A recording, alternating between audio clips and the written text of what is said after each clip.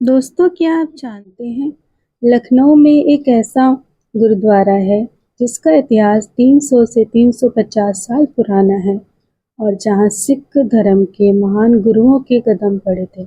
आज मैं आपको लेकर आई हूं गुरुद्वारा श्री गुरु तेग बहादुर साहब जी, यहियागंज। ये सिर्फ एक गुरुद्वारा नहीं है बल्कि श्रद्धा, सेवा और बलिदान की जीती जागती मिसाल है। और इस जगह से जुड़ी एक ऐसी कहानी है जो शायद आपने कभी नहीं सुनी होगी। सोचिए, 17वीं सदी का समय था, करीब 1670, जब लखनऊ की इसी धरती पर एक ऐतिहासिक घटना घटी थी। सिखों के 9वें गुरु गुरु तेग बहादुर जी असम से लौटते समय लखनऊ के इसी यहियागंज इलाके में रुके थे।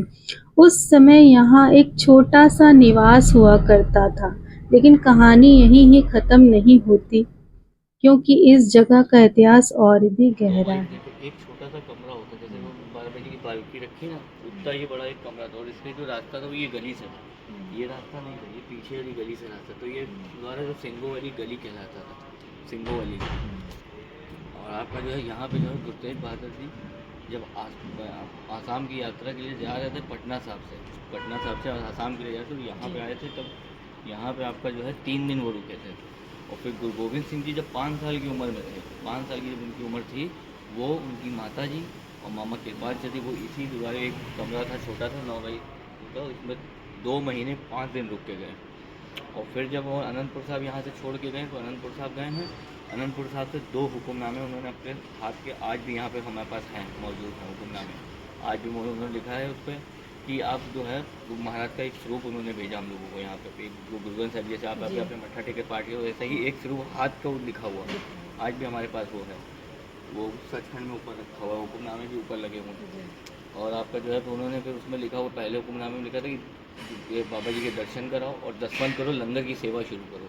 पहले हुक्मनामे में ये लिखा। फिर दूसरा हुक्मनामा था, उसमें कह रहा पाठ के कराओ और दर्शन करो, ये लिखा था। और फिर उन्होंने एक और हम लोगों को लेटर भेजा था, वो हम लोगों से मिसअंडरस्टैंडिंग हो गया। उन्होंने हमसे जब पहली जंग गुरु गोविंद सिंह जी लड़ने जा रहे थे, तो यहाँ से हमको तोप का कारीगर मंगवाए थे, और तोप मंगाई थी, जो आज भी वो तोप अंग्रेज ले गए थे, वो ब्रिटेन के म्यूजियम में आज भी वो तोप वहाँ पे है। अच्छा। तो हम लोगों के यहाँ से, फिर हम लोगों ने यहाँ से तोप भेजी थी और तोप का कारीगर भी भेजा था जब उन्होंने पहली जंग लड़ी थी। तो आज भी वो तोप जो है कारीगर जो है मौजूद, तोप आज भी ब्रिटेन में है।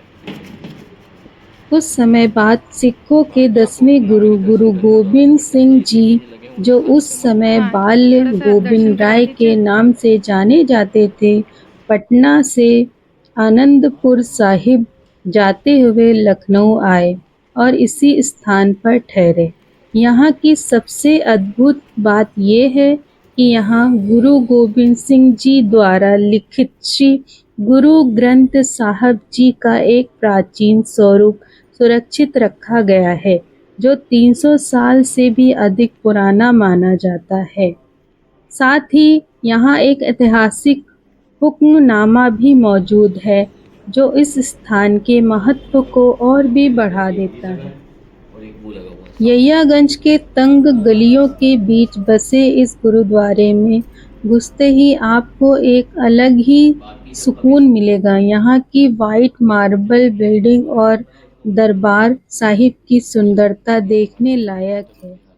तो अगर आप लखनऊ में हैं या यहाँ आने का प्लान कर रहे हैं, तो यहियागंज गुरुद्वारा ज़रूर आइए। ये सिर्फ एक इबादत गाह नहीं है, बल्कि लखनऊ की विरासत का एक अनमोल हिस्सा है। वीडियो पसंद आई हो तो लाइक शेयर करना ना भूलें। वाहे गुरु जी का खालसा, वाहे गुरु जी की फतेह। मिलते हैं नेक्स्ट वीडियो में।